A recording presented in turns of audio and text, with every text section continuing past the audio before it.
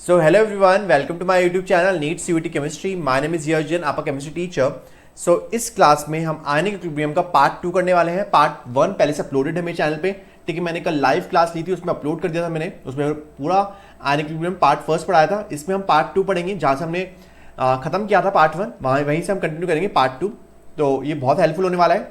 If you are new to my channel please subscribe to my channel, like this video, क्योंकि यहाँ पे आपको NEET और CUET का फ्री कंटेंट मिल रहा है एकदम. तो ये बहुत हेल्पफुल चैनल है आप लोगों के लिए. और बिना देरी करे स्टार्ट करते वीडियो को. Let's begin. सो यहाँ तक हमने लाइव क्लास में पढ़ लिया था. मैंने आपको बताया था P K equals to minus log of K. ठीक है, P K equals to minus log of K, which where P K represent the strength of acid. तो हम पी के टर्म्स में ज़्यादा बात करते हैं. ठीक है, अब मैं आपको बताऊंगा कि हम पीएच कैसे निकालते हैं through the concentration of H+. तो ध्यान से देखो इस क्वेश्चन को. ये बोल रहा है the ionisation constant of HF is 3.2 into 10⁻⁴. तो आपको के की वैल्यू दे रखी है. Calculate the degree of distribution of HF का डिग्री ऑफ डिस्ट्रीब्यूशन निकालना है, मतलब अल्फा निकालना है. एंड इट्स 0.02 m सॉल्यूशन, मतलब आपको इनिशियल कॉन्सेंट्रेशन. ठीक है, आपको इनिशियल कॉन्सेंट्रेशन कितनी दे रखी है? 0.02 मोलर. इसकी कुछ होती नहीं है H2 की, इसकी इनिशियली 0 है दोनों की. At equilibrium. ठीक है, इक्विलिब्रियम पे क्या होगा, क्या बताया था मैंने आपको कल? इक्विलिब्रियम पे क्या होगा? C minus C alpha. तो C माइनस सी अल्फा लगा देते हैं. तो 0.02 माइनस 0.02 अल्फा, जितना डिसोसिएट हुआ है, ठीक है, जितना डिसोसिएट हुआ है उतना ही बनेगा. तो ये बनेगा 0.02 अल्फा और 0.02 अल्फा. यहाँ पे पास इक्विलिब्रियम कॉन्सेंट्रेशन आ गई तीनों की, HF की, H3O प्लस की और F माइनस की. अब हम क्या रखेंगे? के का हमको फॉर्मूला पता है. के क्या होता है? Product upon reactant. तो ये हो जाएगा 0.02 alpha multiplied by 0.02 alpha divide by 0.02 minus 0.02 alpha. 0.02 common लेके कैंसिल कर देंगे. ठीक है, तो ऊपर बनेगा हमारा 0.02 अल्फा स्क्वायर और 0.02 कॉमन हो गया तो 1 माइनस अल्फा बनेगा. सिंपल. यहाँ से क्या हो जाएगी? अल्फा की वैल्यू निकल जाएगी के से. के की वैल्यू हमको दे रखी है. ठीक है, हमको के की वैल्यू दे रखी, दैट इज 3.2 मल्टीप्लाइड बाय 10⁻⁴. तो यहाँ से हम अल्फा की वैल्यू निकाल लेंगे. यहाँ से हम अल्फा की वैल्यू निकाल लेंगे और अल्फा की वैल्यू निकल गई तो हम फिर क्या निकाल सकते हैं? तीनों कॉन्सेंट्रेशन निकाल सकते हैं, क्योंकि H3O प्लस की कॉन्सेंट्रेशन कितनी है? 0.02 अल्फा. तो जैसे हमारी अल्फा की वैल्यू निकली, ठीक है, हमारा आप इक्वेशन सॉल्व कर लेना. जैसे आपकी अल्फा की वैल्यू निकलेगी 0.12, आप H3O प्लस और F माइनस की वैल्यू निकाल सकते हो, दैट इज सी अल्फा. ठीक है, दैट इज सी अल्फा. जैसे ही H3O प्लस की कॉन्सेंट्रेशन आ गई, मतलब सी अल्फा की वैल्यू आ गई आपके पास. ठीक है, सी अल्फा की वैल्यू आ गई आपके पास. आप क्या लगाओगे? आप फॉर्मूला लगा दोगे pH equals to minus log of H+.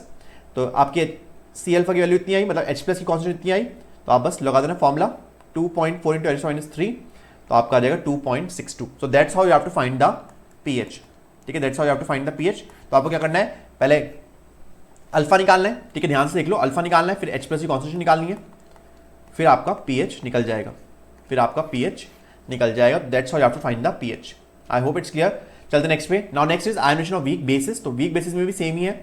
वहाँ पे MOH होगा, M प्लस और OH माइनस. तो यहाँ पे बेस डिसोसिएशन कांस्टेंट बोलते हैं और रिप्रेजेंट करते हैं KB से. तो यहाँ पे फॉर्मूला सेम ही होगा, that is KB equals to C alpha square upon 1 minus alpha. और P के B का क्या हो जाएगा? Minus of log KB. और KB क्या है? बेस डिसोसिएशन कांस्टेंट है. तो सेम आपको वही फॉर्मूला लगाना है. यहाँ पे आपको सिर्फ बेस दिया जाएगा. ठीक है, तो सिंपली अगर हम इसके लिए लिखे NH3 वाले के लिए, अगर हम लिखे NH3 plus H2O liquid NH4 plus OH minus, तो आपके लिए हो जाएगा ये स्टार्टिंग में C, ये 0 0, तो ये हो जाएगा C माइनस सी अल्फा, ये C अल्फा और ये C अल्फा. तो आपका वही फॉर्मूला आ जाएगा यहाँ से KB का, ये वाला फॉर्मूला. ठीक है, तो दैट्स ऑल. सिमिलरली जैसे आपने एसिड में किया था वैसे आपको बेस में करना है. ये आपको कुछ वैल्यूज रखी है, आपको याद करने की जरूरत नहीं है. No need to remember.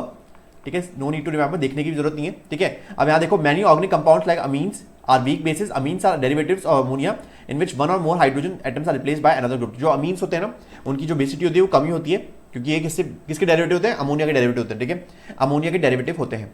ठीक है, अब देखो सेम क्वेश्चन है हमारे पास. क्या बोल रहा है? Calculate the pH of the solution in which 0.2 molar NH4Cl and 0.1 molar NH3 are present. तो आपको क्या दे रखी है? इक्वेशन दे रखी है ये वाली. तो आपको पहले क्या दे रखा है? NH3 प्रेजेंट है इनिशियली और NH4 प्लस भी प्रेजेंट है. ठीक है, NH4 प्लस भी प्रेजेंट है और NH3 प्रेजेंट है. NH4 प्लस कितना प्रेजेंट है? 0.2. और NH3 कितना प्रेजेंट है? 0.1. तो वही इन्होंने लिखा है 0.1 NH3 प्रेजेंट है और 0.20 NH4 प्लस लिख लो या NH4Cl लिख लो, एक ही बात है. उसको सिर्फ आयनिक फॉर्म में लिखा हुआ है. फिर माइनस एक्स होगा, माइनस एक्स लिख लो या सी अल्फा लिख लो, एक ही बात है. ठीक है, इन्होंने सी अल्फा लिख लो, सी माइनस अल्फा या सी माइनस एक्स लिख लो, एक ही बात है. दोनों में क्या दिखा रखा है? दोनों में अमाउंट डिस्ट्रीब्यूट दिखा रखा है. ठीक है, सी माइनस एक्स, ये प्लस एक्स, ये प्लस एक्स, तो यहाँ पे 0.20 प्लस एक्स होगा, ये 0.10 माइनस एक्स होगा, ठीक है, और ये एक्स होगा। तो यहाँ पे देखो केबी की वैल्यू कितनी आई, केबी की वैल्यू आई 1.77 मल्टीप्लाई बाय 10⁻⁵, मतलब बहुत छोटी। अगर केबी की वैल्यू आपकी छोटी है ना, तो आप नेगलेक्ट कर सकते हो अल्फा को। अल्फा को आप क्या कर सकते हो, नेगलेक्ट कर सकते हो। तो अल्फा को नेगलेक्ट कर दिया आपने, तो आपके पास OH माइनस कॉन्स्टेंट कितनी आएगी, एक्स आएगी। यहाँ पे तो अल्फा था ही नहीं, ठीक है, एक्स डायरेक्ट एक्स लिख दो, तो एक्स हो जाएगा 0.88 मल्टीप्लाइड बाय 10⁻⁵। जितनी OH minus constant I, H plus की कैसे आएगी, H प्लस की हमको पता है कॉन्स्टेंट कैसे आएगी, अगर OH माइनस की कॉन्स्टेंट आ गई तो इस फॉर्मूले से आएगी, ठीक है। हमको पता है KW equals to H plus और OH माइनस की कॉन्सेंट्रेशन, ये हमेशा 10⁻14 होता है। कब बताया था मैंने आपको, 25 डिग्री सेल्सियस पे अगर आपको टेम्परेचर 25 डिग्री सेल्सियस तो आपका 10⁻14 होगा। OH माइनस कॉन्सेंट्रेशन आ गई तो H प्लस की निकल जाएगी, H प्लस की निकल गई तो आपकी pH निकल जाएगी। So that's how you have to do this question, easy question था। और केबी कैसे निकालोगे, केबी निकालोगे, देखो पी के बी दे रखा है, तो केबी कैसे निकालोगे, anti log of minus pKb करके, ठीक है, anti log of minus pKb करके, जो कितना आएगा आपका। तो इसलिए आप क्या कर सकते हो, अल्फा नेगलेक्ट कर सकते हो, ठीक है, अल्फा को क्या कर सकते हो, नेगलेक्ट कर सकते हो। इसलिए उन्होंने अल्फा को नेगलेक्ट कर दिया यहाँ पे 0.1 माइनस एक्स से, ठीक है, और डायरेक्ट उन्होंने वैल्यू निकाल दी, ठीक है। चलते नेक्स्ट पे। नाउ नेक्स्ट देखो, नेक्स्ट क्या बोल रहा है, the pH of 0.004 hydrogen solution is 9.7, calculate ionisation constant KB and pKb. तो केबी पीकेबी निकालना है, तो देखो आपको दे रखा है पीएच, तो पीएच से निकालोगे H प्लस, एक बार H प्लस निकल गया तो इस फॉर्मूले से, ठीक है, इस फॉर्मूले से क्या निकालोगे, OH माइनस निकालोगे, OH माइनस निकालोगे अगर H प्लस पता है आपको, ठीक है। तो इन्होंने OH माइनस निकाल लिया। The concentration of the corresponding hydroxonium ion is also the same as that of hydroxyl ion. The concentration of both these ions is very small, so the concentration of the undistributed base can be taken as equal to 0.004। Very important कि इन्होंने क्या करा, इन्होंने देखा कि जो OH minus concentration बहुत कम है, कम है मतलब डिसोसिएशन बहुत कम हुआ है, ठीक है, डिसोसिएशन बहुत कम हुआ है। अगर डिसोसिएशन बहुत कम हुआ है मतलब जो अनडिसोसिएटेड आयन था वो पूरा का पूरा बचा ही होगा, वो पूरा का पूरा बचा ही होगा। तो इसलिए उन्होंने इनिशियल ले ली, ठीक है, उन्होंने इनिशियल कॉन्सेंट्रेशन उसकी ले ली, उन्होंने इनिशियल कॉन्सेंट्रेशन ले ली, दैट इज 0.004 ही ले ली, किसकी, हाइड्रोजन की, ठीक है, NH2 की हाइड्रोजन की उन्होंने 0.004 ले ली। क्या अज्यूम करके कि वो डिसोसिएट हुआ ही नहीं है, बहुत कम डिसोसिएट हुआ है, इसलिए उन्होंने 0.004 ले ली। तो यहाँ पर उन्होंने 0.004 लिखा रिएक्टेंट साइड, और यहाँ पे इन्होंने OH माइनस कॉन्सेंट्रेशन और NH3 प्लस की कॉन्सेंट्रेशन सेम ले ली, दैट इज 5.98 मल्टीप्लाइड बाय 10⁻5, और फिर लगा दिया उन्होंने पीके, यहाँ से उन्होंने केबी निकाल दिया, केबी के बाद उन्होंने pKb equals to minus log Kb कर दिया, माइनस लॉग केबी के बाद इन्होंने सिंपल फॉर्मूला लगा के आपकी पीकेबी वैल्यू आ गई। So that's how you have to do this question. तो अगर आपको OH माइनस की कॉन्सेंट्रेशन लेस है तो मतलब लेस डिसोसिएशन मतलब नेगलेक्ट कर सकते हो आप अल्फा नेगलेक्ट कर सकते हो, मतलब उसने अनडिसोसिएटेड रिएक्टेंट था उसको पूरा का पूरा इनिशियल जो कॉन्सेंट्रेशन थी वही इक्विलिब्रियम कॉन्सेंट्रेशन उन्होंने मान ली, ठीक है, जो इनिशियल कॉन्सेंट्रेशन थी वही इक्विलिब्रियम कॉन्सेंट्रेशन मान ली। चलते हैं आगे। Now next is very important, the relation between के एंड केबी। अब देखो आप के और केबी का रिलेशन किसके बीच में निकाल सकते हो, उन एसिड्स और बेसिस के बीच में निकाल सकते हो जो कि कॉन्जुगेट एसिड और कॉन्जुगेट बेसिस हो। वेरी इंपॉर्टेंट, उन एसिड्स और बेसिस के बीच में आप रिलेशन निकाल सकते हो के और केबी का जो कि कॉन्जुगेट एसिड कॉन्जुगेट बेस हो। मतलब देखो हम मान लेते हैं हमारे पास एक NH3 है, तो NH3 ने NH4 प्लस बनाया, तो NH4 प्लस एज एसिड काम करेगा, तो NH4 प्लस जब एसिड काम करेगा तो NH3 प्लस H3O प्लस बनाएगा। तो आप किसके बीच में निकाल सकते हो, आप निकाल सकते हो NH3 और NH4 के प्लस के बीच में, ठीक है, NH3 और NH4 प्लस के बीच में, क्योंकि ये इसका बेस है। अगर ये बेस मान ले तो ये कॉन्जुगेट क्या हो गया, एसिड हो गया। अगर ये एसिड मान लोगे तो ये इसका कॉन्जुगेट बेस हो गया। मतलब दोनों क्या होने चाहिए, एक दूसरे कॉन्जुगेट एसिड बेस पेयर्स होने चाहिए जिनमें एक H प्लस का डिफरेंस होना चाहिए, ठीक है, एक H प्लस का डिफरेंस होना चाहिए। आप अगर मैं मान लो एसिड मेरे पास है HCl और मेरे पास बेस है NH3, इन दोनों के बीच में आप KA नहीं निकाल सकते हो। वेरी इंपॉर्टेंट पॉइंट, इन दोनों के बीच में आप KA नहीं निकाल सकते हो, वेरी इंपॉर्टेंट पॉइंट, ठीक है। तो सिंपल निकाल लिया। उसके बाद जब आप ऐड करोगे इन दोनों इक्वेशंस को, ठीक है, ऐड करोगे इन दोनों इक्वेशंस को, क्या होगा, NH3 से NH3 कैंसिल हो जाएगा, NH4 प्लस से NH4 प्लस कैंसिल हो जाएगा, ये 2H2 बनेगा और यहाँ बनेगा H3O प्लस, ये H3O प्लस बनेगा और ये OH माइनस बनेगा। तो ये क्या है, ये तो हमारा, इसके लिए हम क्या डिफाइन करते हैं, इसके लिए हम डिफाइन करते हैं KW, इसके लिए हम डिफाइन करते हैं सेकंड इक्वेशन के KB, और इसके लिए हम डिफाइन करते हैं KA। आपको केमिकल इक्विलिब्रियम बताया था, जब हम दो इक्वेशंस को ऐड करते हैं, ठीक है, दो इक्वेशंस को ऐड करते हैं तो उनके इक्विलिब्रियम कांस्टेंट क्या होते हैं, मल्टीप्लाई हो जाते हैं। तो KW इक्वल्स टू क्या हो जाएगा, KA इंटू KB, ठीक है, KW इक्वल्स टू क्या हो जाएगा, KA इंटू KB, ठीक है। हमको पता है KW की वैल्यू कितनी होती है, 10⁻14, तो KB कितना हो गया, 10⁻14। दोनों तरफ क्या ले लो, नेगेटिव लॉगरिथम ले लो, नेगेटिव लॉगरिथम लोगे तो negative logarithm 10⁻14 minus log of KA minus log of KB, तो क्या आ गया आपका PK plus PKB equals to 14। Very important formula, ये भी एक रिलेशन आपको याद तो होना चाहिए कि PK और PK प्लस PKB क्या होता है, 14 के इक्वल होता है। तो ये था आपका relation between K and KB, ये आपको पता होना चाहिए रिलेशन। के और के बी का, ठीक है, ये वाला जो रिलेशन है वो भी पता होना चाहिए आपको, जिससे क्या कर सकते हो आप, अगर के की वैल्यू दे रखी तो आप के बी की निकाल सकते हो, के बी की वैल्यू दे रखी तो आप के की वैल्यू निकाल सकते हो। चलते हैं आगे। तो ये लिखा हुआ है the equilibrium constant for a net reaction obtained after adding 2 और more reactions equal to the product of the equilibrium constant of the individual reaction. जो इक्विलिब्रियम कांस्टेंट होगा वो किसका इक्वल होगा, प्रोडक्ट के इक्वल होगा, मतलब के नेट जो होगा वो किसके इक्वल होगा, multiplication of the all the equilibrium constant of the reactions what which we added. तो k1 multiplied by k2 and so on, ठीक है। तो यहाँ पे हमने ये मैंने आपको बता दिया जो उन्होंने निकाला, pk plus pkb equals to pkw that is 14 at 298 kelvin, very important, that is temperature हमको ये रखना है, ठीक है। फिर नेक्स्ट आता है di and polybasic acid and di and polyacidic bases. अब देखो ये डाई एंड पॉलीबेसिक एसिड्स और डाई एंड पॉलीएसिडिक बेसिस किस लिए पढ़ते हैं, जब एक एसिड में एक से ज्यादा H+ हो, ठीक है, एक एसिड में एक से ज्यादा H+ हो या more than one ionisable proton हो, उनके लिए हम बोलते हैं डाई एंड पॉलीबेसिक एसिड। तो अगर H2SO4 है, H2SO4 को क्या बोलेंगे हम, डाई बेसिक एसिड बोलेंगे, क्या बोलेंगे, डाई बेसिक एसिड, क्योंकि ये 2 H+ देगा और फिर 2 H+ देके 2 OH- से रिएक्ट कर सकता है ये, तो इसलिए इसको बोला डाई बेसिक एसिड। अगर हमारे पास H3PO4 होगा तो इसको बोलेंगे ट्राई बेसिक एसिड, ठीक है। यहाँ पे 3 H+ है, ठीक है, 3 आयोनाइजेबल प्रोटॉन है, ट्राई बेसिक एसिड बोलेंगे इसको, ठीक है, 3 आयोनाइजेबल प्रोटॉन है। तो मैंने लिख दिया, देखो यहाँ पर H2SO4 को जब एक एसिड डिस्ट्रीब्यूट होगा, ठीक है, एक H+ डिस्ट्रीब्यूट होगा तो ये इक्वेशन बनेगी, आपको इसको केवल लिख देना है। दूसरा क्या होगा, HSO4- में एक और H+ निकलेगा, एक और H+ निकलेगा तो क्या बनेगा, SO4 that is Ka2, that is Ka2, इसको बोलेंगे K2। अब बात आती है कि K1 ज्यादा होगा या K2 ज्यादा होगा, तो K1 ज्यादा होगा K2 से, क्यों, क्योंकि K1 में जो फर्स्ट हमारी इक्वेशन है उसमें H+ इजी निकल जाएगा, क्योंकि यहाँ पे न्यूट्रल कंपाउंड है, वेरी इंपॉर्टेंट, यहाँ पे जो हमारा कंपाउंड है वो न्यूट्रल है तो इजीली H+ निकल जाएगा। बट सेकंड वाले में जो सेकंड हमारा H+ है, जो ये वाला हमारा H+ है, उसमें हमको ज्यादा एनर्जी देनी पड़ेगी, क्यों, क्योंकि यहाँ पे जो H+ निकल रहा है वो किससे निकल रहा है, नेगेटिवली चार्ज स्पीशीज से, very important, negatively charge species से निकल रहा है। और नेगेटिवली चार्ज स्पीशीज जो होता है ना, नेगेटिव चार्ज स्पीशीज क्या करती है, प्रोटॉन को ज्यादा ट्रैक करके रखती है, ठीक है, नेगेटिव चार्ज स्पीशीज प्रोटॉन को ज्यादा ट्रैक करके रखती है, इसलिए हमको ज्यादा एनर्जी लगानी पड़ेगी, ज्यादा एनर्जी लगानी पड़ेगी हमको उस H+ को निकालने के लिए, that's why K2 is lesser because for second proton we have to give higher energy, क्योंकि सेकंड प्रोटॉन कहां से निकल रहा है, नेगेटिवली चार्ज स्पीशीज से। तो आपको पता होना चाहिए K1 is greater than K2। अगर 3 प्रोटॉन्स है, लाइक H3PO4, तो वहां पे क्या होगा, K1 K2 K3, तो K1 से ज्यादा होगा, फिर K2 और फिर K3 होगा, ठीक है। आप टेबल भी देख सकते हो। तो सल्फ्यूरिक एसिड में बात करें तो फर्स्ट वाला जब हम फर्स्ट H निकालेंगे तो वेरी लार्ज होगा K1 आपका, फिर K2 K3 तो बहुत छोटे होंगे, ठीक है, K2 K3 बहुत छोटे होंगे। K2 K3 छोटे क्यों है, क्योंकि K2 K3 क्या दिखा रहे हैं, स्ट्रेंथ ऑफ एसिड दिखा रहे हैं, ठीक है, स्ट्रेंथ ऑफ एसिड दिखा रहे हैं कितना इजीली H+ निकल सकता है एसिड में से, आया समझ में। तो यही आपको पता होना चाहिए, K1 ज्यादा होता है, फिर K2 फिर K3, बिकॉज जो सेकंड और थर्ड प्रोटॉन निकल रहे हैं वो नेगेटिव चार्ज स्पीशीज से निकल रहे हैं। लिखा हुआ है the reason for that is that it is more difficult to remove a positively charged proton from a negative ion due to electrostatic forces, जो मैंने आपको बताया, ठीक है। आगे चलते हैं।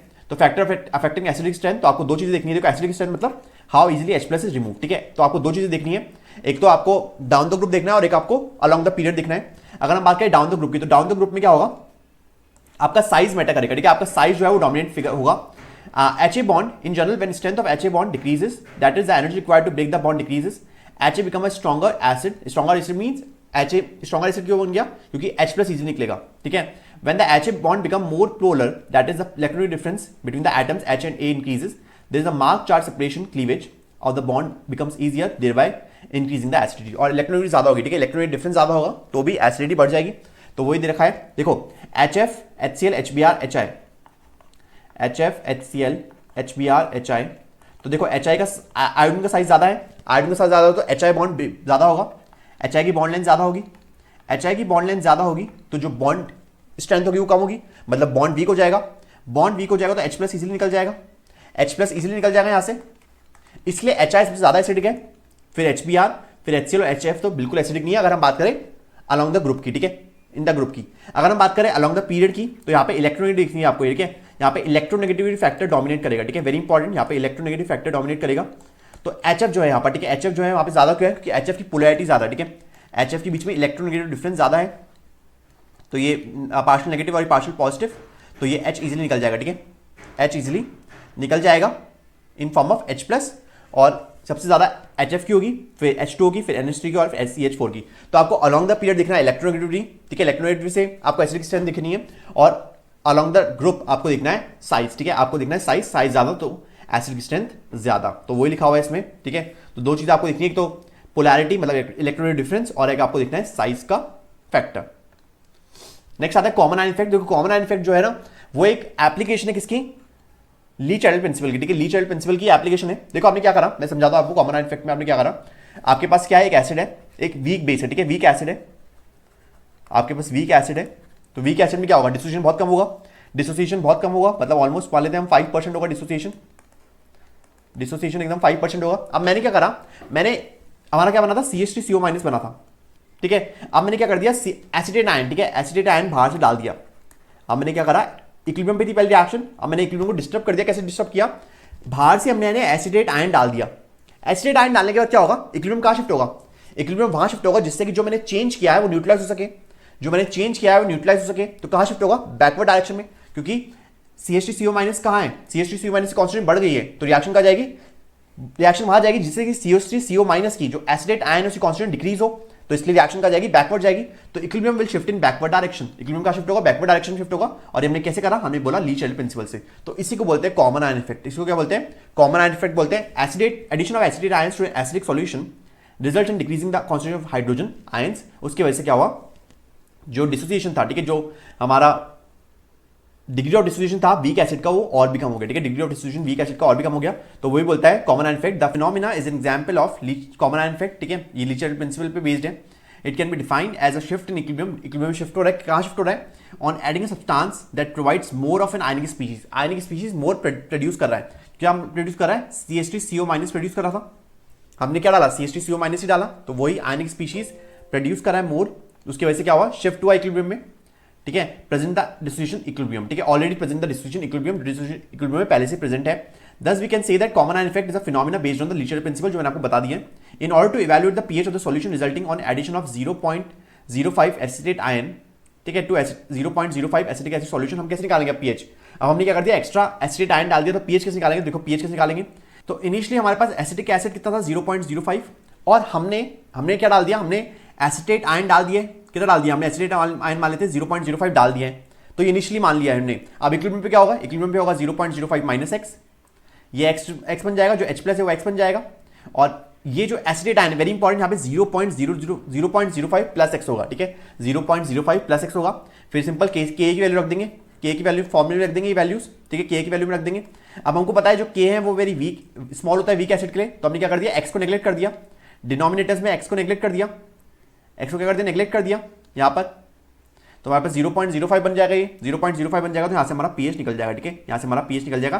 तो ऐसे क्वेश्चन में कॉमन आयन इफेक्ट में pH आपको ऐसे निकालनी है, ठीक है। सिंपल, आपको इनिशियली स्टार्टिंग में आपको ये भी लेना है, जो आपने एसिटेट आयन डाला है उसको भी कंसिडर करना है इनिशियल कॉन्सेंट्रेशन में। आई होप इट्स क्लियर। चलते हैं आगे। तो नेक्स्ट आता है आपका हाइड्रोलाइसिस सॉल्ट। तो हमको 4 तरह के सॉल्ट पढ़ने हैं यहाँ पर।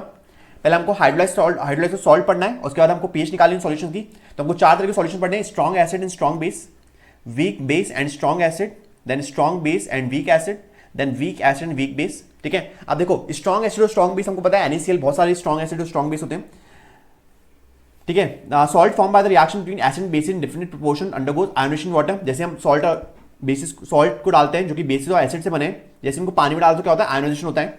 The cations and ions formed in ionation of salt either exist as hydrated ions in aqueous solution, या तो हाइड्रेटेड आयन के फॉर्म में होंगे। हाइड्रेटेड मतलब जब आयंस जो है वो सराउंडेड होते हैं वाटर मॉलिक्यूल से, उनसे रिएक्शन नहीं हो रही है, उनसे टूट नहीं रहा है कुछ, सिर्फ उनमें सराउंडेड जो वाटर मॉलिक्यूल है सराउंड हो रहे हैं किससे, Na+ से, तो इसको बोलते हैं हाइड्रेशन। ध्यान से देखना, जब Na+ जो है वो सराउंड होता है वाटर मॉलिक्यूल से, इसको बोलते हैं हाइड्रेशन। तो जो हमारे सॉल्ट होते हैं जो स्ट्रॉन्ग एसिड और स्ट्रॉन्ग बेस से बनता है वो हाइड्रेशन होता है, उनका हाइड्रोलाइसिस नहीं होता है, ठीक है, उनका हाइड्रेशन होता है, हाइड्रोलाइसिस नहीं होता है। तो the cations example Na+, K+, Ca2+, ये सारे of strong bases, and anions this of strong acid simply get hydrated, very important, but do not hydrolyse. ये हाइड्रोलाइज नहीं होते, ठीक है, ये जो होते हैं वो हाइड्रेट ही होते हैं, सिर्फ हाइड्रेट होते हैं, हाइड्रोलाइज नहीं होते हैं। And therefore the solution of the salts formed from strong acid bases are neutral, that is their pH is 7.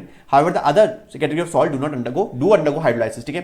तो इनकी जो pH होती है वो 7 होती है, किनकी, स्ट्रॉन्ग जो salts बनते हैं स्ट्रॉन्ग एसिड और स्ट्रॉन्ग बेस से। क्यों, क्योंकि ये हाइड्रेटेड होते हैं, हाइड्रोलाइज नहीं होते। हाइड्रोलाइज मतलब टूटना, वाटर में जैसे हम वाटर में डालेंगे तो टूट जाएंगे, ठीक है, वाटर में जैसे हम ऐड करेंगे तो टूट जाएंगे, उसको बोलते हैं हाइड्रोलाइसिस। हाइड्रेशन मतलब वाटर मॉलिक्यूल से सराउंड हो जाते हैं, that is I have drawn it for you, ठीक है। तो स्ट्रॉन्ग एसिड और स्ट्रॉन्ग बेस के केस में वहां पे हाइड्रेशन होता है ओनली, हाइड्रोलाइसिस नहीं होता, और पीएच हमारी 7 ही रहती है। नेक्स्ट हम देखते हैं वीक बेस और स्ट्रॉन्ग एसिड। तो देखिए मैंने आपको बता दिया, ये मैंने आपको बता दिया HCl प्लस NaOH, ये हमारा स्ट्रॉन्ग एसिड और स्ट्रॉन्ग बेस। तो हमारा NaCl प्लस H2O, तो यहाँ पे हाइड्रेशन नहीं होगा, सिंपल, ठीक है। अब देखते हैं नेक्स्ट स्ट्रॉन्ग एसिड और स्ट्रॉन्ग बेस से जो हमारा सॉल्ट बनेगा। तो हम मान लेते हैं कि हमारा HCl स्ट्रॉन्ग एसिड है और वीक बेस हमारा NH4OH, ठीक है। हम वीक बेस ले रहे हैं, स्ट्रॉन्ग एसिड और वीक बेस। NH4OH हमारा स्ट्रॉन्ग वीक बेस है, हमारा सॉल्ट बनेगा ये हमारा सॉल्ट बनेगा, ये हमारा क्या बनेगा, सॉल्ट बनेगा।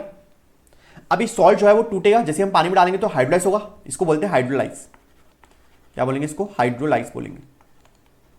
टूटेगा तो NH4 प्लस और Cl माइनस, ठीक है। अब ये क्या करेगा, देखो NH4 प्लस Cl माइनस से कुछ नहीं करेगा, NH4 प्लस H2 में जाएगा वापस और ब्रेक हो जाएगा, NH4 प्लस वापस ब्रेक हो जाएगा और क्या बन जाएगा, NH4OH बन जाएगा प्लस H प्लस। देखो उसने क्या प्रोड्यूस कर दिया, H प्लस प्रोड्यूस कर दिया, वेरी इंपॉर्टेंट। यहाँ पे क्या प्रोड्यूस कर दिया उसने, H प्लस प्रोड्यूस कर दिया, किसकी वजह से, NH4 प्लस की वजह से। तो H प्लस ज्यादा हो जाएंगे OH माइनस से, आ रही बात समझ, H प्लस ज्यादा हो जाएंगे OH माइनस से, इसकी वजह से जो पीएच होगा वो लेस देन 7 हो जाएगा, एसिडिक हो जाएगा, ठीक है। जो पीएच होगी स्ट्रॉन्ग एसिड और वीक बेस से सॉल्ट की, स्ट्रॉन्ग एसिड और वीक बेस से बनने वाले सॉल्ट की जो पीएच होगी वो कितनी होगी, लेस देन 7 होगी, दैट इज एसिडिक सॉल्यूशन। चलते हैं आगे। नेक्स्ट हमको देखना है strong base and weak acid. तो स्ट्रॉन्ग बेस और वीक एसिड देखना है ध्यान से। स्ट्रॉन्ग बेस मतलब NaOH और वीक एसिड मतलब हमारा CH3COH। इनसे जो सॉल्ट बनता है वो बनता है हमारा sodium acetate, that is CH3CONa plus H2O। जैसे इसको वाटर में डालेंगे तो CH3CONa, ठीक है, यहां से हमको क्या मिलेगा, हमको दो चीजें मिलेगी, CH3CO माइनस और Na प्लस। तो Na प्लस तो कुछ नहीं करेगा, Na प्लस तो कुछ नहीं करेगा, CH3CO माइनस जो है वो H2O में वापस जाके ब्रेक हो जाएगा और क्या बन जाएगा, CH3COH बन जाएगा। क्योंकि ये क्या है, हमारा स्ट्रॉन्ग कॉन्जुगेट बेस है, वेरी इंपॉर्टेंट, ये स्ट्रॉन्ग कॉन्जुगेट बेस है। कॉन्जुगेट बेस स्ट्रॉन्ग क्यों है, क्योंकि जो इसका एसिड है वो वीक है, जो इसका एसिड है वो क्या है, वीक है, इसलिए जो उसका कॉन्जुगेट बेस बनेगा वो क्या बनेगा, स्ट्रॉन्ग बनेगा। तो इसलिए कॉन्जुगेट बेस स्ट्रॉन्ग था, इसलिए उसने वापस H लेगा और वापस एसिड बन जाएगा, वीक एसिड। और आपका क्या प्रोड्यूस हो जाएगा, OH माइनस प्रोड्यूस हो जाएगा। क्योंकि यहाँ पे OH minus concentration, very important, OH minus concentration H plus से ज्यादा हो गई, इस वजह से यहाँ पर pH ग्रेटर देन 7 आएगी, दैट इज बेसिक सॉल्यूशन होगा आपका, ठीक है, दैट इज बेसिक सॉल्यूशन होगा। तो इन सबकी pH आपको पता होनी चाहिए, strong base plus weak acid, weak base plus strong acid. Next है हमारा fourth, that is weak acid और वीक बेस। तो देखो यहाँ पे दोनों ही एसिड और बेस वीक होते हैं, NH4OH और CH3COH। तो हमारा जो सॉल्ट बनता है वो क्या बनता है, अमोनियम एसिटेट, क्या बोलते हैं इसको, अमोनियम एसिटेट बोलते हैं, प्लस H2O। तो यहाँ पे जो pH होती है वो आपकी ऑलमोस्ट 7 होती है, ठीक है, ऑलमोस्ट 7 होती है, क्योंकि दोनों ही वाटर में टूट जाते हैं। देखो ध्यान से देखना, यहाँ पे देखो दोनों ही वाटर में टूट जाएंगे, CH3COH ब्रेक होगा, CH3CO minus plus H plus, और NH4 प्लस और OH माइनस ब्रेक होगा। तो दोनों ही H प्लस और OH माइनस प्रोड्यूस कर रहे हैं, तो ऑलमोस्ट क्या होती है, 7 होती है। बट जब भी इसके लिए एक फॉर्मुला होता है, ठीक है, without going into detail calculation, it can be said that degree of hydrolysis is independent of, very important, degree of hydrolysis is independent of concentration of solution and pH of these solutions determine their pK values, ठीक है। यहाँ पे एक formula होता है जो आपको याद होना चाहिए, इससे क्वेश्चन आता है, ठीक है, ये वेरी इंपॉर्टेंट फॉर्मुला, इससे क्वेश्चन आता है तो आपको पता होना चाहिए, that is pH equal 7 plus half of pKa minus pKb, ठीक है। इसमें ऑलमोस्ट 7 के इक्वल आता है, ठीक है, ऑलमोस्ट 7 के इक्वल 6.9 आता है आपका आंसर। तो ऑलमोस्ट जो pH होती है वीक एसिड और वीक बेसिस की, जो सॉल्ट बनते हैं हमारे वीक एसिड और वीक बेसिस से, उनकी जो pH होती है वो हमेशा ऑलमोस्ट 7 ही होती है, ठीक है। तो आपको फॉर्मुला क्या पता होना चाहिए, 7 plus half pKa minus pKb। pKa minus pKb होता है, देखो क्वेश्चन में दे रखा है यहाँ पर, तो pK दे रखी है और pKb वैल्यू दे रखी है, ठीक है। वो बोल रहा है pH निकालो, तो ये फॉर्मुला आपको यूज करना है। क्यों यूज करना है, क्योंकि यहाँ पे अमोनियम एसिटेट बोल रहा है। अमोनियम एसिटेट क्या है, सॉल्ट है, ऐसा सॉल्ट है जो कि किससे बना है, जो हमारा बना है वीक एसिड और वीक बेस से बना। तो आप फॉर्मुला लगाओगे ये वाला, ठीक है, ये वाला फॉर्मुला लगाओगे। और सब मैं आपको बता दिया कैसे आपको pH निकालनी है, ठीक है।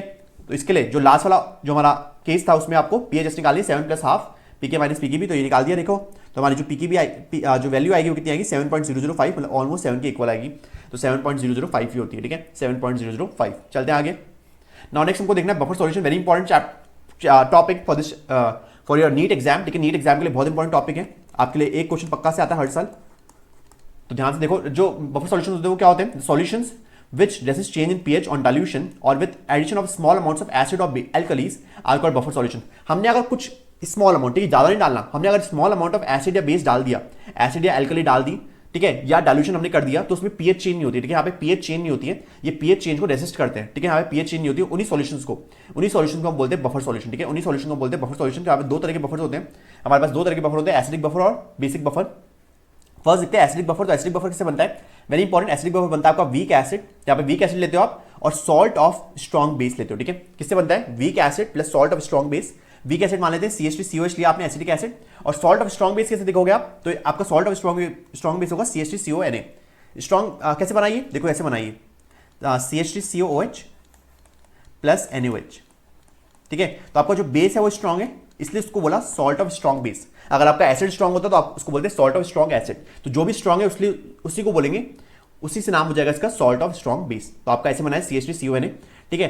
तो सिंपल आपको डेरिवेशन तो कुछ दिया नहीं है यहाँ पर, ठीक है। सिंपल आपको क्या हो रहा है यहाँ पे HA plus H2O gives H2O plus plus A minus, A minus क्या है यहाँ पे कॉन्जुगेट बेस, और H2 प्लस आपका एसिड है, ठीक है। और HA आपका एसिड है और H2 plus H plus concentration है। तो आपका फॉर्मुला, जो आपको फॉर्मुला याद रखना है, जो हेंडरसन हैसेलबैच इक्वेशन होती है वो क्या होती है पीएच के केस में, ठीक है। जो एसिडिक बफर है उसके केस में कौन सी इक्वेशन याद रखनी है आपको, pH equals to pK plus log of conjugate base upon acid. Conjugate base मतलब A माइनस, ठीक है। कॉन्जुगेट बेस की कॉन्सेंट्रेशन अपॉन HA कॉन्सेंट्रेशन। तो आपको फॉर्मुला याद होगा, pH equals to pK plus log of conjugate base that is A minus upon acid that is HA। तो आपको ये हो जाएगा एसिडिक बफर। अगर हम बात करें बेसिक बफर की, तो बेसिक बफर में क्या होगा, आपका वीक बेस होगा plus salt of strong acid होगा। तो यहाँ पे स्ट्रॉन्ग एसिड होगा, ठीक है। तो यहाँ पे NH4OH तो आपका वीक बेस हो जाएगा, और सॉल्ट ऑफ स्ट्रॉन्ग एसिड मतलब NH4Cl। अब इसको सॉल्ट ऑफ स्ट्रॉन्ग एसिड को बोला क्योंकि ये NH4OH प्लस HCl से बना है, ठीक है। NH4OH प्लस HCl से बना है, इसलिए इसको बोला सॉल्ट ऑफ स्ट्रॉन्ग एसिड। तो आपको पता होना चाहिए बेसिक बफर में एक वीक बेस तो होगा ही होगा, बट एक सॉल्ट ऑफ स्ट्रॉन्ग एसिड भी होगा, ठीक है। इसका भी फॉर्मुला देख लेते हैं, इसका फॉर्मुला भी सेम ही है। इसका फॉर्मुला देखते हैं, तो इसका फॉर्मुला क्या हो जाएगा, देखो यहाँ पे लिखा हुआ है इसका formula, pH equals to pOH equals to pKb, यहाँ पीकेबी लोगे आप प्लस लॉग ऑफ, तो यहाँ पे कॉन्जुगेट एसिड हो जाएगा, यहाँ पे आपका क्या हो जाएगा, कॉन्जुगेट एसिड हो जाएगा प्लस बेस हो जाएगा, ठीक है। Sorry conjugate acid upon base हो जाएगा, log equal log conjugate acid upon base. Conjugate acid क्या है आपका BH प्लस, कॉन्जुगेट एसिड आपका BH प्लस, और आपका बेस जो है वो क्या है B है, ठीक है। आपका बेस क्या है B है। कैसे हुई इक्वेशन, ये इक्वेशन ऐसे हुई B प्लस H2O, तो आपका क्या बनेगा, आपका बनेगा BH plus plus OH minus. तो ये आपका कॉन्जुगेट एसिड हुआ और ये आपका बेस हुआ। तो आपका फॉर्मुला आया POH equals to PKB plus log conjugate acid upon base that is BH plus concentration upon B concentration. तो ये भी इंपॉर्टेंट है, इसको भी हेंडरसन हैसेलबैच इक्वेशन ही बोलते हैं। दैट इज ये आपका सेकंड फॉर्मुला जो आपको पता होना चाहिए। नेक्स्ट उन्होंने देखो यहाँ पे क्या किया है, यहाँ पे बताता हूँ आपको यहाँ पे क्या किया है। तो देखो हमको हमारा फॉर्मुला मिल गया POH equals to PKB plus log conjugate acid upon base, ठीक है। Log conjugate acid upon base हमको पता है PH equals to PH plus POH equals to PKW होता है, PH plus POH equals to PKW होता है, और हमको ये भी पता है कि PK plus PKB equals to PKW होता है। तो यहाँ से आप POH की वैल्यू निकाल लो और PKB की वैल्यू निकाल लो, क्योंकि आपको फॉर्मुले में रखनी है। POH की वैल्यू निकाली मैंने और PKB की वैल्यू निकाल ली, क्या आई PKW माइनस PH और PKW माइनस PK। तो मैंने वैल्यू में फॉर्मुले में रख दिया, ये जो दोनों वैल्यू इस फॉर्मुले में रख दी, ठीक है। ये दोनों वैल्यू इस फॉर्मुले में रख दी मैंने। तो आपका क्या आएगा PKW minus PH equals to PKW minus PK plus log, तो PKW से PKW कैंसिल, नेगेटिव से नेगेटिव कैंसिल, तो आपका फॉर्मुला आ जाएगा, आपका फॉर्मुला आ जाएगा ये, ठीक है। PH equals to PK plus log of conjugate acid. तो आप ये conjugate acid upon base in terms of pH भी निकाल सकते हो, ठीक है। PH equals to PK plus log of conjugate acid upon base निकाल सकते हो, ठीक है। अगर इफ मोलर कॉन्सेंट्रेशन, ठीक है ध्यान से देखो, if molar concentration of base and its conjugate acid cation is same then pH of the buffer solution will be same as PKB, ठीक है।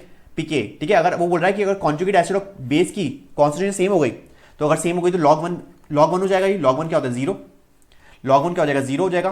तो इस केस में पीएच और पीके सेम हो जाएगी, ठीक है। इस केस में पीएच और पीके सेम हो जाएगी।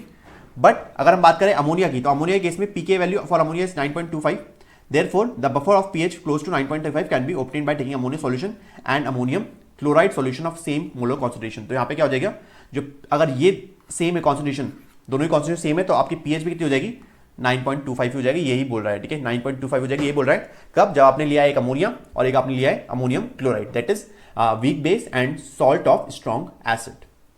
आई होप इट्स क्लियर। चलते हैं आगे।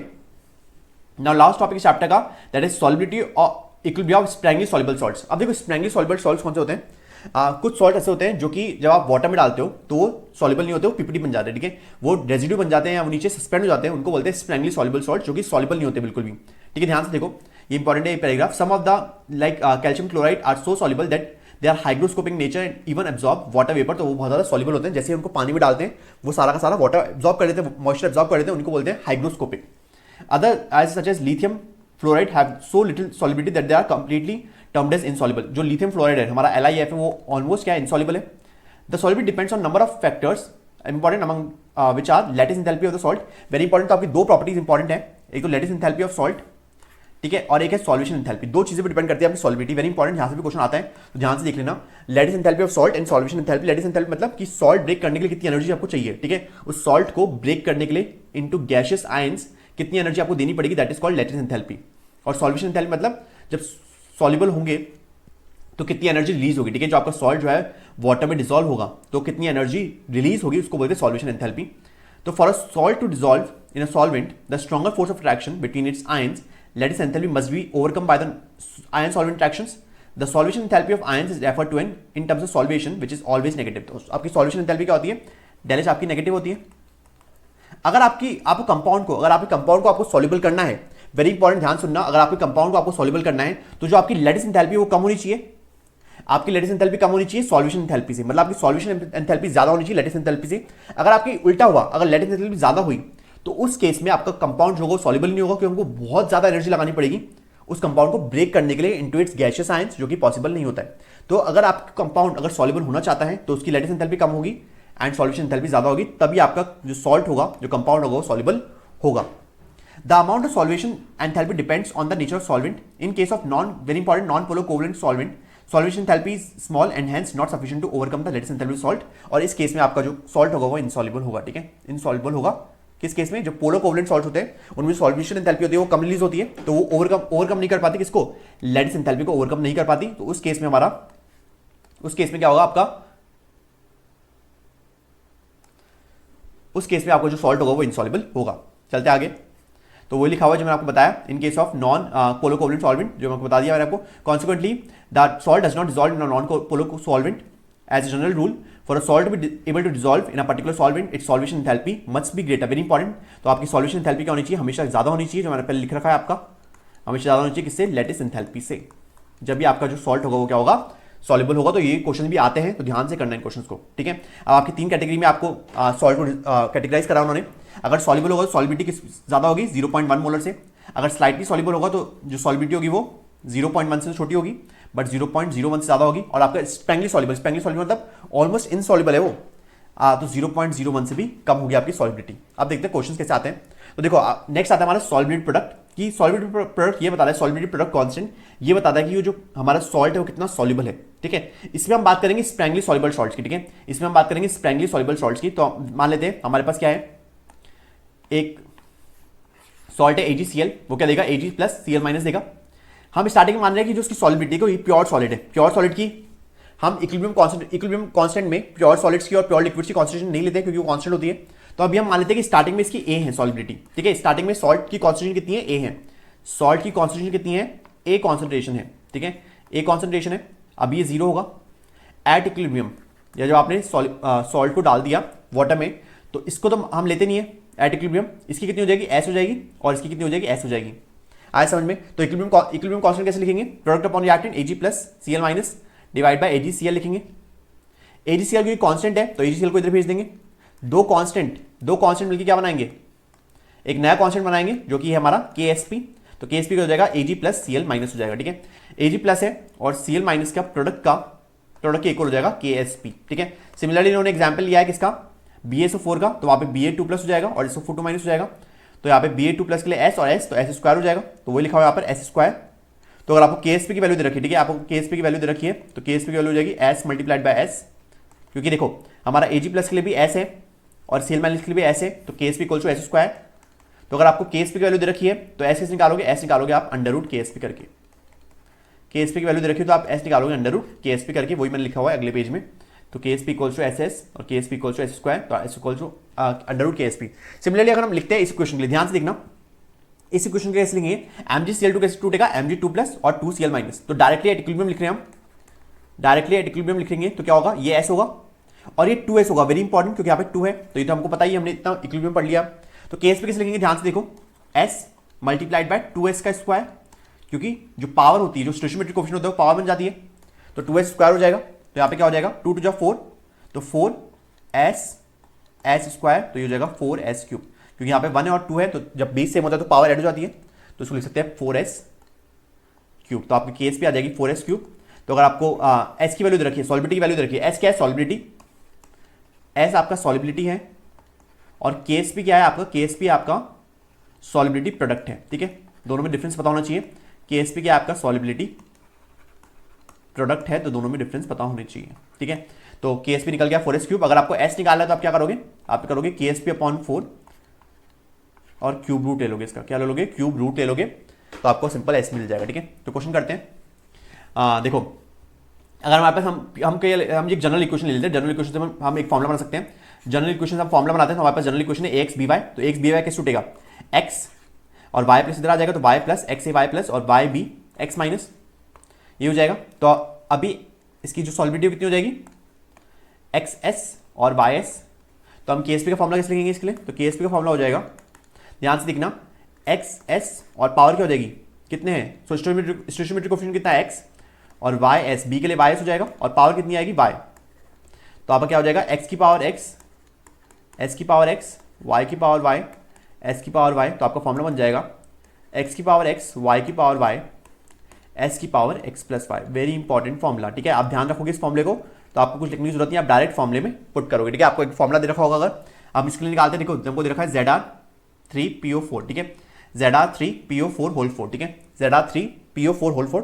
तो हम कुछ नहीं करेंगे, हम इसको पहले इसको तोड़ देंगे, पहले तोड़ेंगे तो क्या बनेगा, 3Zr प्लस 4 और क्या बनेगा 4PO4 3 माइनस, ये बनेगा सिंपल। हम क्या करते हैं, आप डायरेक्ट लिख देते हैं, अब हम पूरा नहीं लिखेंगे, हम डायरेक्ट लिखेंगे। तो KSP क्या हो जाएगा, KSP हो जाएगा, देखो ये x है और ये आपका y है, ठीक है, ये x और एक y है, तो x की पावर x 3 की पावर 3, y की पावर y 4 प्लस 4 की पावर 4 और s की पावर x प्लस y मतलब 3 प्लस 4, तो 3 प्लस 4, तो आपका हो जाएगा 3 3 जा 9, 9 3 27 हो जाएगा आपका, मल्टीप्लाइड बाय 4 की पावर 4, तो 4 की पावर 4 क्या हो जाएगी, 256 हो जाएगी, और ये हो जाएगा s की पावर 7। तो आपका आंसर आ जाएगा, KSP आ जाएगा आपका KSP आ जाएगा ये सिंपल 6912, तो 6912 s की पावर 7। तो आप अगर s की वैल्यू दे रखी, ठीक है, s की वैल्यू दे रखी तो आप KSP निकालोगे, अगर KSP की वैल्यू दे रखी है, तो आप s की वैल्यू कैसे निकालोगे, 6912 KSP divide by 6912 divide by 6912 और 7 या 1/7 लिख दो इसको, 1/7 इसकी पावर हो जाएगी। तो that's how you can find the s। तो आपको ये फॉर्मूला पता होना चाहिए, ये फॉर्मूले से आप किसी भी इक्वेशन के लिए आप ये फॉर्मूला लिख सकते हो, ठीक है, KSP का formula. I hope it's clear. तो KSP आप ऐसे निकालोगे, ठीक है। तो ध्यान रखना, बच्चे बहुत गलती करते हैं यहाँ पर, ये 3s और 4s लिखने में, फिर 3s की पावर 3 होगी और 4s की पावर 4 होगी, ऐसे करने में। तो आप डायरेक्ट ये फॉर्मूला रखोगे, x की पावर x, y की पावर y, s की पावर x प्लस y, ठीक है। तो यही मैंने जो बताया आपको वही लिखा हुआ है यहाँ पर, ठीक है। आगे चलते हैं, ठीक है। अब देखो ये वाला क्वेश्चन करते हैं हम। तो a2x3 रखा है, तो a2x3 टूटेंगे कैसे, तो यहाँ पर लिखेंगे 2a3 प्लस और लिखेंगे 3x2 माइनस, तो इसके लिए हो जाएगा 2 की पावर 2s और इसके लिए हो जाएगा 3s। तो फॉर्मूला लगाएंगे डायरेक्ट, x की पावर x, y की पावर y, ठीक है, डायरेक्ट फॉर्मूला लगाएंगे 2 की पावर 2 और 3 की पावर 3 और s की पावर 2 प्लस 3, ये लिखेंगे। तो 2 की पावर 2 मतलब 4, 3 की पावर 3 मतलब 27 और s की पावर 5, s की पावर क्या हो जाएगी 5 हो जाएगा। तो यहाँ से आ जाएगा 27 into 4 108 होता है, 1087 s की पावर 5, ठीक है। तो हमारा फॉर्मूला आ गया। अब आपको क्या दे रखा है, देखो सॉल्विटी प्रोडक्ट दे रखा है, सॉल्विटी प्रोडक्ट ऑफ इज रखा है 1.1, तो 1.1 मल्टीप्लाइड बाई 10⁻⁻23 डिवाइड बाय 108 और इसकी पावर 1/5 हो जाएगा। तो यहाँ से आपका s निकल जाएगा जो इन्होंने करा है, ठीक है, जो इन्होंने करा है। तो यहाँ से s निकल जाएगा और s आ जाएगा आपका 1 मल्टीप्लाइड बाई 10⁻⁵ मोल पर लीटर, ठीक है। वेरी इंपॉर्टेंट, s क्या है, कॉन्सेंट्रेशन ही, ठीक है। सॉल्बिलिटी जो है वो कॉन्सेंट्रेशन होती है। At equilibrium solubility is nothing but concentration, कि कितना आपका सॉल्ट है वो सॉल्युबल है, कितना आपका सॉल्ट सॉल्युबल है, मतलब उसकी कॉन्सेंट्रेशन, सॉल्ट की कॉन्सेंट्रेशन हो गई, वो सॉल्ट की कॉन्सेंट्रेशन हो गई। तो सॉल्बिलिटी की जो यूनिट होती है वो भी मोल पर लीटर ही होती है, ठीक है। सॉल्बिलिटी की यूनिट भी क्या होती है, मोल पर लीटर ही होती है। वेरी इंपॉर्टेंट, ठीक है, वेरी इंपॉर्टेंट, कि अगर आपसे कोई यूनिट पूछ ले तो मोल पर लीटर होती है सॉल्बिलिटी की unit, that is the same as concentration, ठीक है। अगर ये वाला क्वेश्चन करते हैं, देखो ध्यान से देखो, ये वाला क्वेश्चन भी अच्छा है। द वैल्यूज ऑफ KSP दे रखी है of two strongly soluble salts NaOH whole twice and AgCN are this. तो KSP की वैल्यू दे रखी है दोनों के लिए, तो हम पहले और S की वैल्यू पूछी, ठीक है, which salt is more soluble, which salt is more soluble निकालने के लिए हमको क्या करना पड़ेगा, दोनों की S की वैल्यू निकालनी पड़ेगी, फिर हम कंपेयर कर पाएंगे, दोनों की S की वैल्यू निकालनी पड़ेगी, फिर हम कंपेयर कर पाएंगे।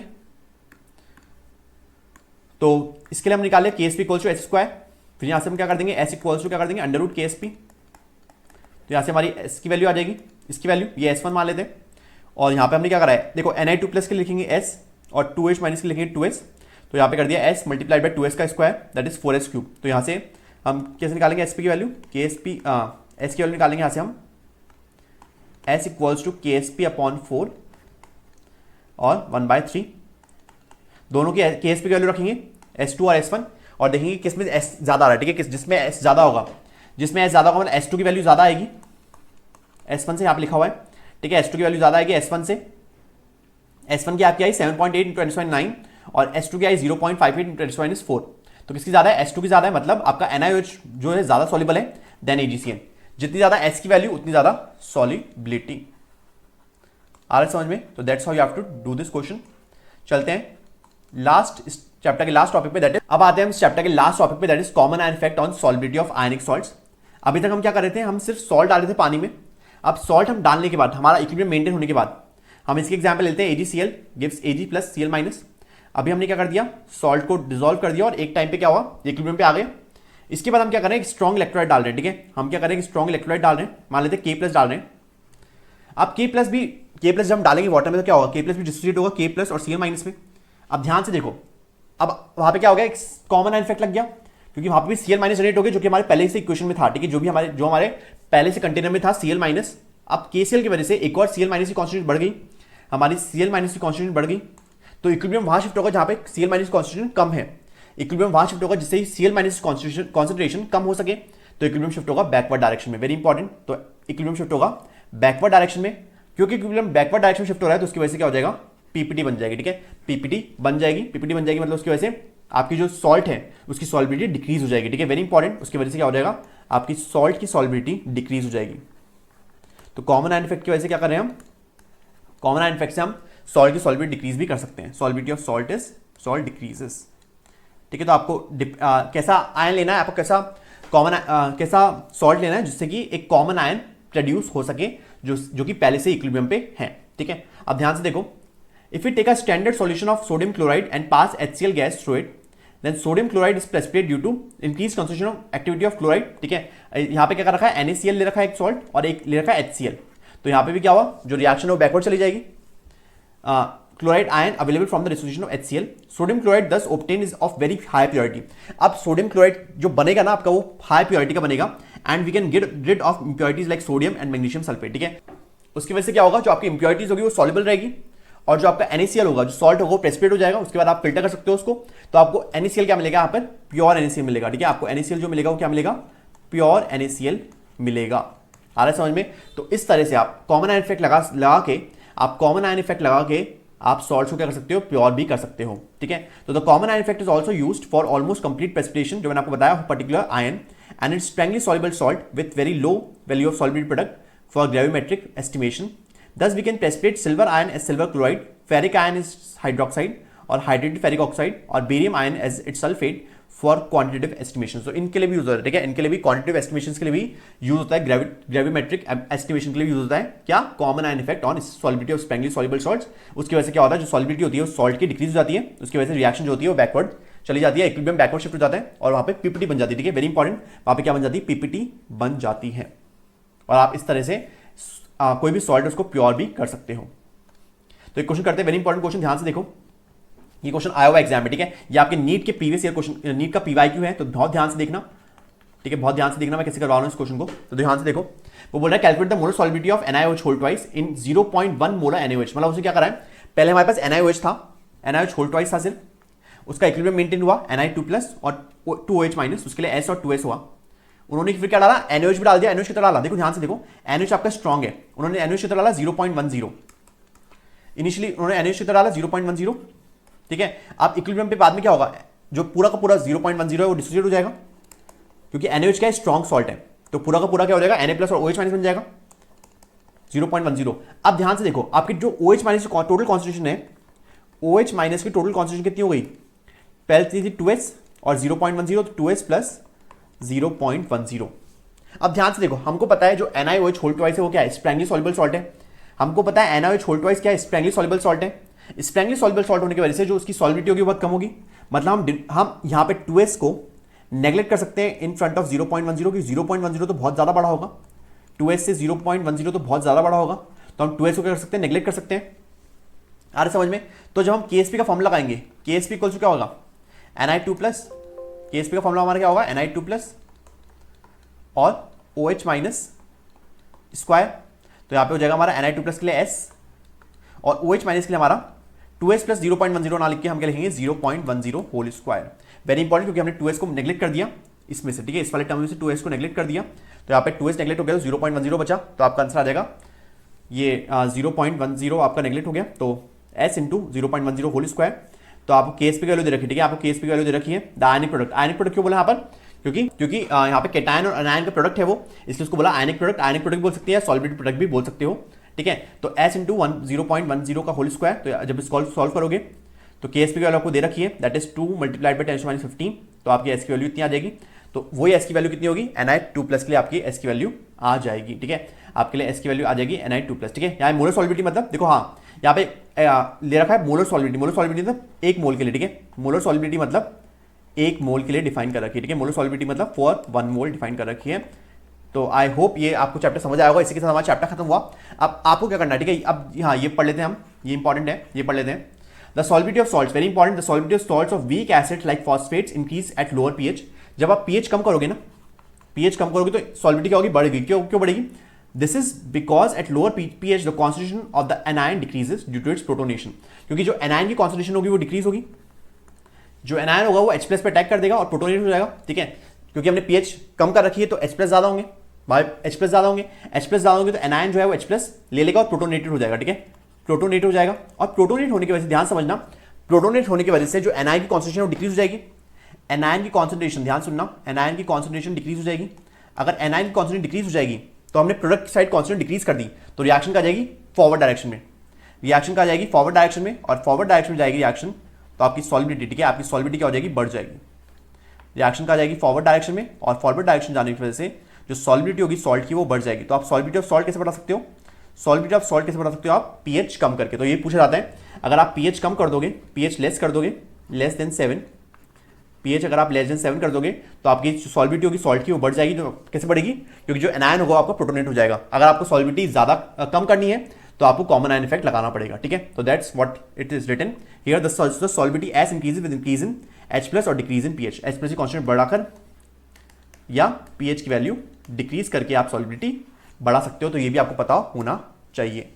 तो इसी के साथ हमारा चैप्टर खत्म होता है, ठीक है, इसी के साथ हमारा चैप्टर खत्म होता है। मैंने आपको केमिकल इक्विलिब्रियम पूरा पढ़ा दिया और आयनिक इक्विलिब्रियम 2 पार्ट से पढ़ा है, एक तो आपको आधा लाइव में पढ़ाया था और एक आपको आधा अभी मिल गया है, ठीक है। इसके साथ आपको पूरा इक्विलिब्रियम खत्म होता है। अब आपको क्या करना है, आपका ये होमवर्क है कि आप इस समरी को, ठीक है, आप इस समरी को एक बार रीड कर लेना, याद करने की जरूरत नहीं है, सिर्फ रीड कर लेना, ठीक है, जिससे कि आपको जो भी पॉइंट में से कोई मिस नहीं हुआ है, सारा पूरा एनसीईआरटी मैंने को पढ़ा दिए। जब भी कोई अगर एक एक्स्ट्रा पॉइंट लिखा होगा तो आपके लिए बहुत हेल्पफुल होगा, ठीक है। तो आप पूरा रीड कर लेना। आई होप ये वीडियो आपके लिए बहुत हेल्पफुल हुई होगी। अगर आप इस चैनल पर नए हैं तो please subscribe to my channel, like this video. मैं आपको जल्द मिलता हूं नेक्स्ट वीडियो में। Thank you.